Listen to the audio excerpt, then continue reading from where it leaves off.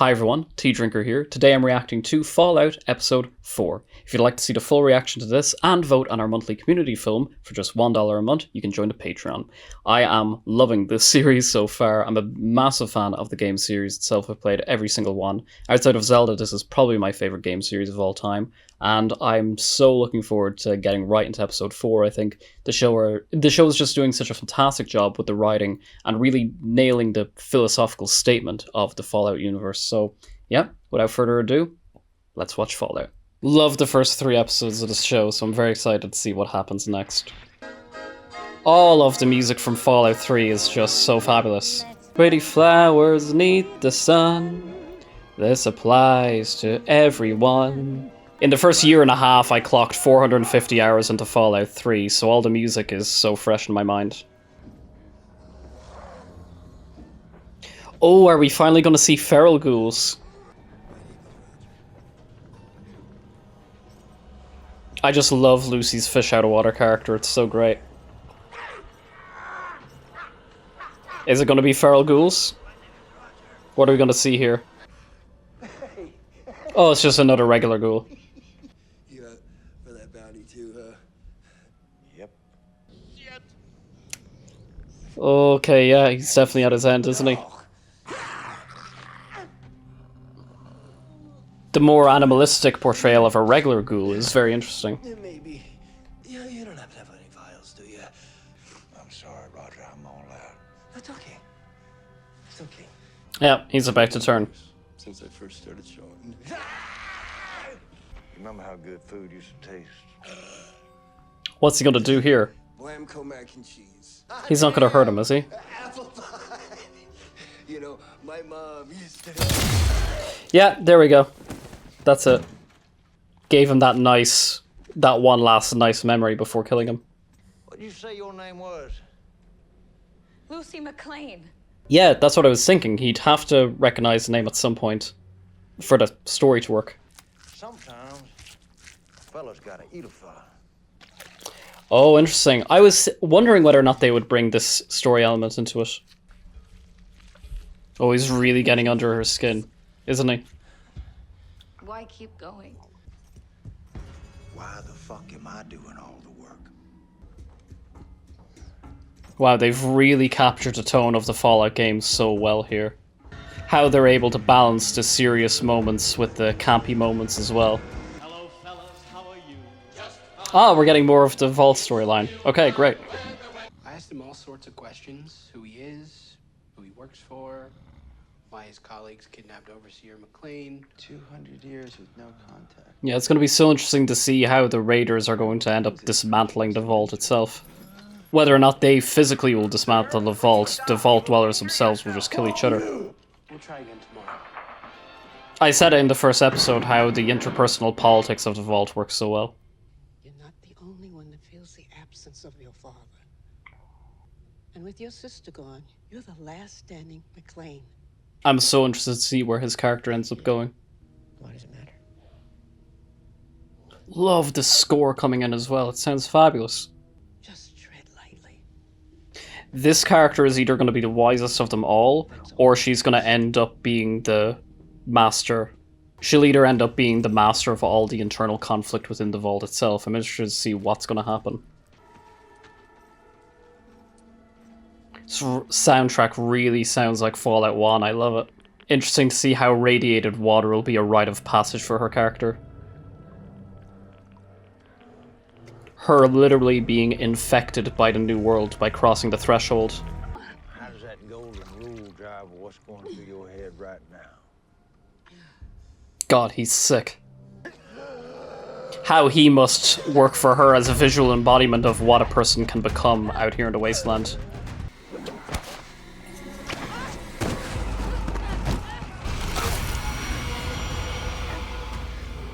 Whoa! Did not see that coming. No!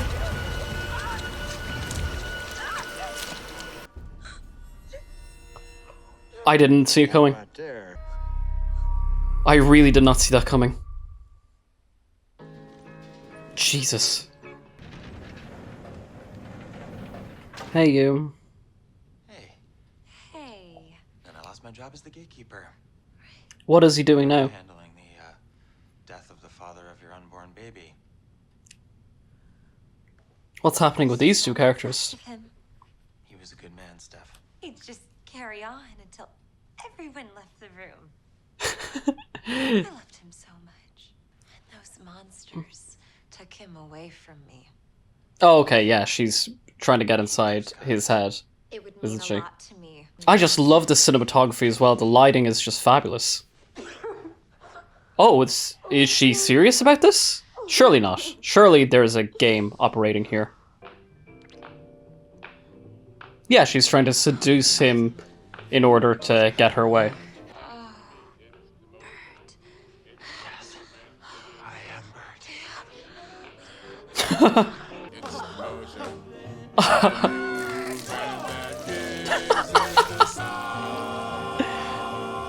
Again, didn't see it coming. That was just a bit of comedic relief, okay. Oh, the super duper mert. That takes me back. Exchange one female, mint condition. Near mint. Near mint condition. Yeah. Please send her in. Is it going to be a Mr. Handy? Because that was a British accent. You got problems out here too, sweetheart. Best you try your luck behind that door. I wonder, is it going to be all dark immediately when she comes in? I'm so curious. Oh, this is so scary, but also so cool as someone who's played the games. Welcome. Yeah, I knew it was a Mr. Handy. Budge here. I say you've lost a finger. Ah, that won't do at all.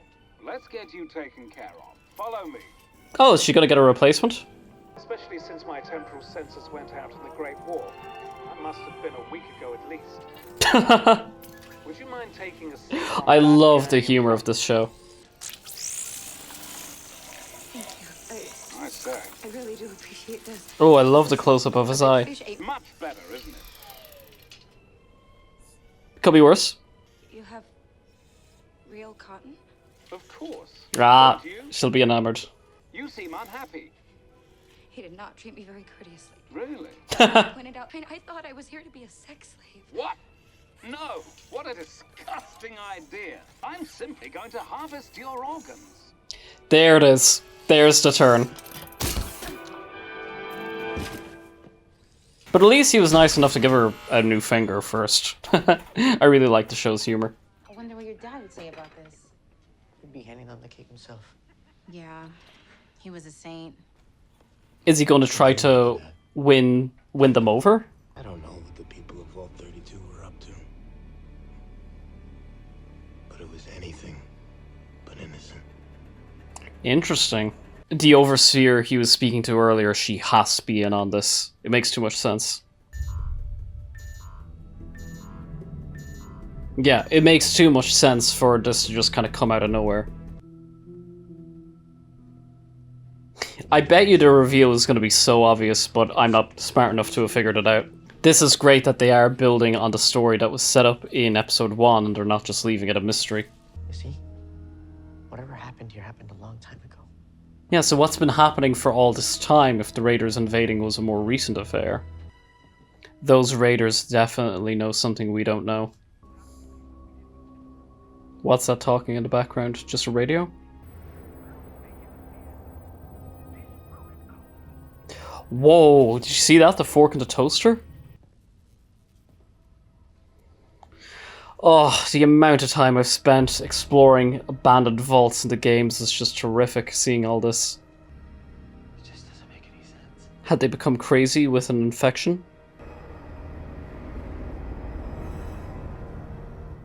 Great setup for the future episodes, I love that.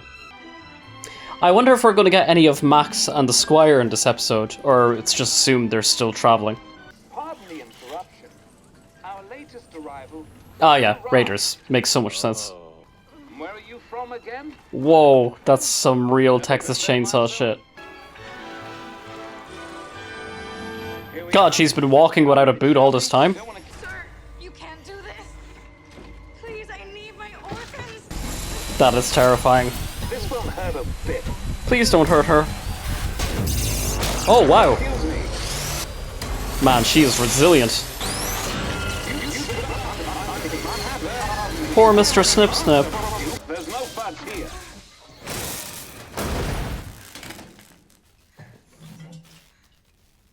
What's she gonna do? Glad to see the TVs are still working. Do as I say and Snip Snip doesn't get hurt. The question was, does she know what you mean? I think I do. Them too. Good, Lucy. We love a hero. We absolutely stan it. I love how this comes full circle with what she saw at the very beginning of the episode with that ghoul.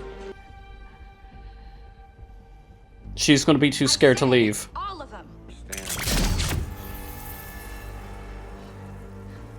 This is where Lucy's naivete comes into play. No, she's way too feral. Oh, these ones are way too feral. Oh gosh.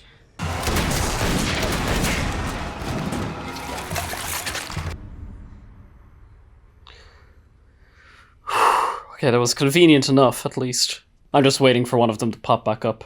Or be behind her. Martha. My name is Martha. That's right. Your name is Martha. No, no, no! Oh, poor Lucy, she's had to kill somebody. No. Oh, I don't want you to be sad, Lucy. Could I help you have a better day? No, thank you. Seeing Lucy getting gradually hardened by this type of world is really fascinating to see. That's so scary.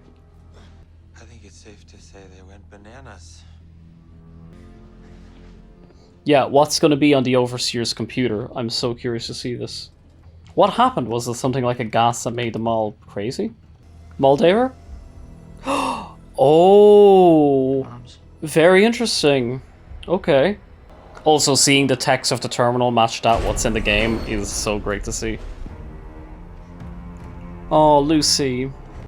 She's past the point of no return now. These. You turn into one of those?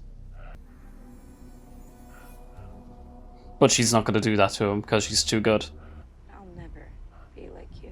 Yeah, exactly. Sticking to her morals. Golden rule, motherfucker. That was great. Oh, look at this set piece. Just absolutely fantastic. Jesus, just to think what keeps a character like him even going in this world. Like, how he has the will to live. What's he gonna see? Y'all weren't invited to this party. What's he gonna see on the television? Himself? Okay, television's off. Is he going to see himself? Are we gonna... Oh, we are gonna see him watch it. I wasn't sure if it was just gonna cut there. Remember the end of the last episode where I drew a link between this and Better Call Saul? Well, so much coming through with just the eyes there.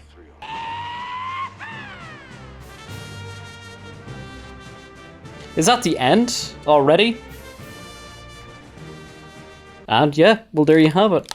Just like that, we are halfway through Fallout, and it's just really, it's adhering to the same level of quality that we've had from the first two episodes, which I enjoyed watching so much.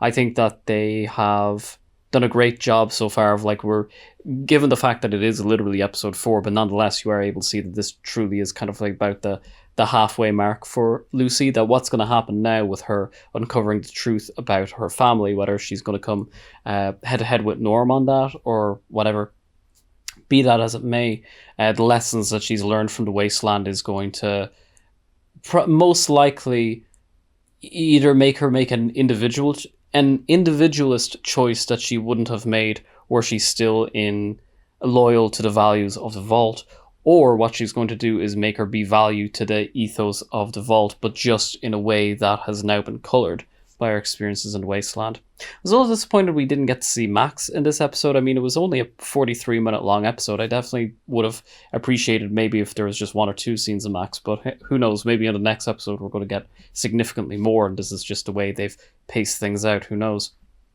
I think having the ghoul get that moment of looking back to the past, something that I referenced in my review to episode 3, here it is now kind of coming into fruition that he has been clinging on so much to the past, and that's defined his character, and here he is literally looking at the past. Kind of curious as to how those TVs still work. I'm assuming it's just because they have the tapes in it and the tapes run over and over again, because there's no way they're connected to a satellite like the radio in Fallout 3, but be that as it may, I think that the episode did a great job of bringing us back to the storyline that was in episode 1, which is what has happened to the other vault that they're connected to. That those people, it could not have just been a case of raiders, it has to be something more. And the fact that the mother was involved does make sense, given that Moldaver was able to name drop the mother. And outside of that, I think as well, just having that bit of a comic relief scene with the girl who is trying to like move on from her husband who died and then immediately going into labor. All of that, just like the overall tone of the show is something that I appreciate so well. And yeah, that's it. Halfway through Fallout already.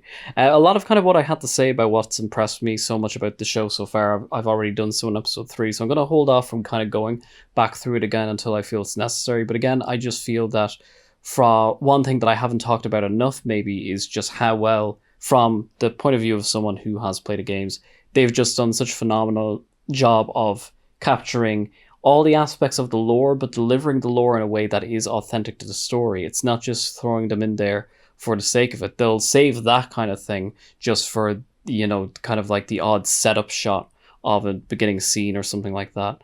And even just having the accuracy of like having it specifically the Abraxo bleach that was used in that scene with Mr. Handy. I think that even having a moment of dialogue where Lucy is afraid that she was going to be turned into a sex slave by the raiders or by Mr. Handy or both, does a great job of illustrating that the show is able to highlight the fact that her experience is one specifically of a female character, but without doing it in such a way that's very patronizing or very insulting or very crass towards women, which I have to commend it for. Overall, loved the episode. Thought this was a fantastic watch. I was really taken by surprise when she lost a finger that time, and I'm very much a sucker for a goody-goody character. I mean, any RPG I play, not just Fallout, my first playthrough, I'm always playing to be as big of a goody two-shoes as I can, so seeing the development for that kind of character in this kind of story is very relatable, but it also isn't lost to me how much of that is done in a very sardonic way of criticizing any attempt to be optimistic or adhere to a higher governmental authoritarian, some sort of infrastructure based on that type of naivete. I think is illustrated by the show very, very well. In a way that doesn't come across as preachy, it's still very much able to have its able to have its cake and eat it too, in a way that I referenced in the review to last episode, but now I'm really seeing kind of come to force, and that you are able to have a very fun show with Fallout, but it doesn't dilute any of the values of Fallout. It is still able to create quite a cutting satire, in my opinion, quite a cutting satire of the American dream.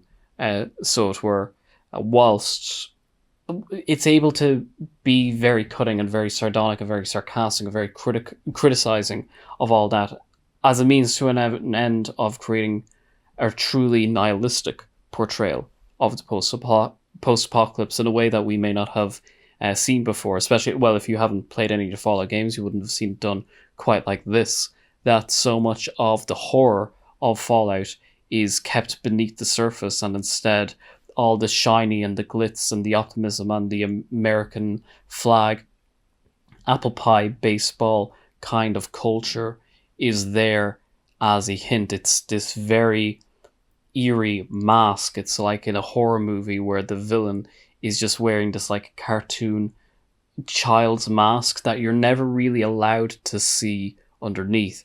You're just getting glimpses, and those small glimpses make the veneer of the child's mask seem so creepy and perverse because of that fact. But be that as it may, I think that there's a lot to talk about with the thematic relevancy of this show that I'll be, kind of putting out piece by piece as the next few episodes go on. Can't believe there's only 4 episodes left. I'm having such a blast with this. I really wish there was another season for me to sink my teeth into right after this. But yeah, I'm having a fantastic time with Fallout. And I want to thank you so much for taking the time out of your day to check me out with these reactions. As I mentioned at the beginning, there's a Patreon where you can join for $1 a month to see the full reaction to this, the monthly community film, and lots more benefits at the higher tiers. But again, I really hope you're enjoying Fallout as much as I am, and I'm looking forward to hear what you guys have to say in the comments down below. Thanks for watching.